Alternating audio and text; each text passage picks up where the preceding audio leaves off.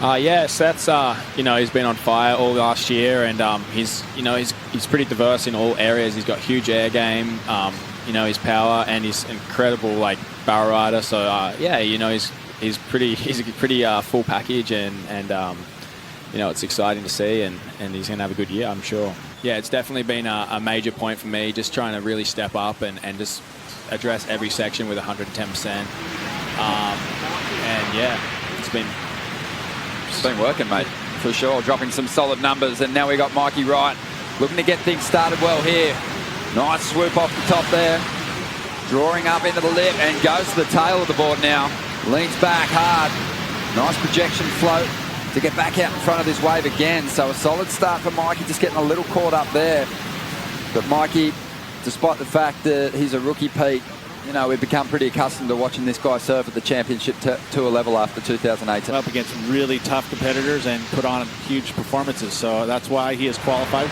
He was close on that qualifying series, but ultimately at that point when he had all those great results, it was about the championship tour. So, I mean, he kind of has an advantage in a sense because he's been able to get these big high-level heats under his belt already. Yeah, a couple of semi-final finishes with those wildcard opportunities last year over in Bali. But he's looking sharp. He's ready to battle Seth here, it looks like, Pete. Well, and you think about Mikey Wright, and you watched his heats that he has had in his previous years. Ultimately his clips, are great haircuts and big airs. But he's got these types of moves too. He knows how to link big moves. He comes from the right family, so obviously knows how to compete and has strategies to compete at this high level. I've kind of heard of bits and pieces, and I definitely have seen him surf way faster and stronger on waves previously. So yeah, that was definitely a little hindrance of something there, but we'll wait and see, I guess. Very well in order to get himself wins. We'll see what Seth can do in response. Hammering down the line here. Nice swoop in the pocket there. Tricky wave to surf. You can see the bumps in the face of this one. But the Hawaiian doing very well at the moment. Great linkage through to the inside. There's a strong hit. Climbs back up onto the roof to get a solid finish. And that should be the best ride of this heat so far. And Seth, his partnership with this wave is only just beginning. Solly, run us through this replay. Yeah, he kind of got a little stuck over that section, and then he comes up. Nice, pretty clean turn there. Bit of power into it. Sort of just having to make most of it, and then this is where it really begins. Big turn there and a nice finish.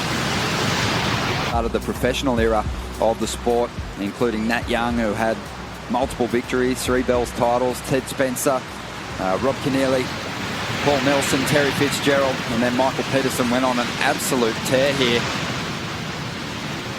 And then it was a Hawaiian getting the first victory in '76, the first victory of the professional era. Seth Moniz up at the moment, just devastating on the forehand, drifting the tail over that final section. How's them apple? Gave him a little bit more freedom, Solly.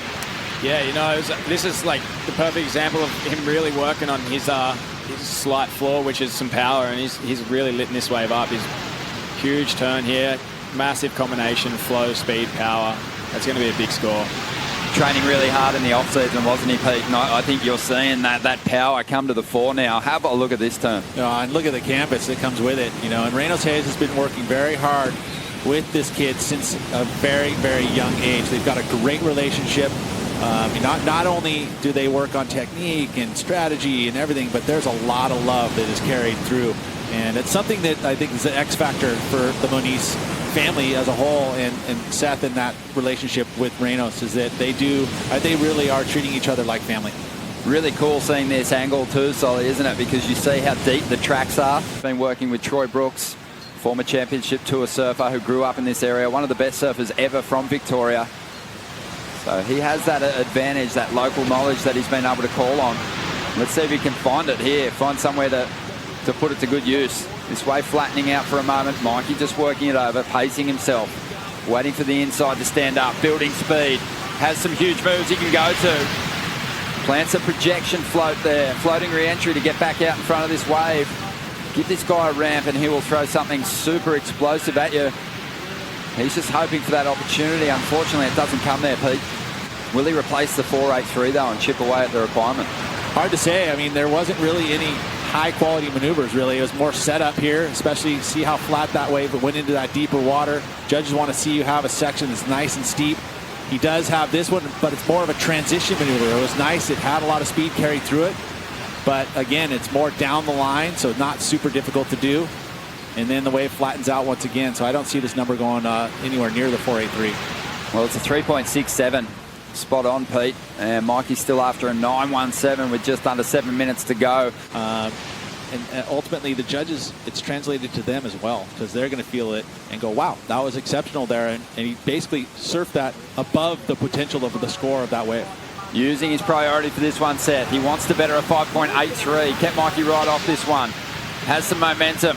Loading up for something big. Widens that stance. Strosey reverse. He's in there somewhere. He is. Almost rode out. Good thinking from him. Mikey Wright on the outside now. Getting to a point in this heat where he's really just looking to turn it with one big ride. He's not got enough time on the clock here to chip away at the requirement and then look for a good set wave in the final stage.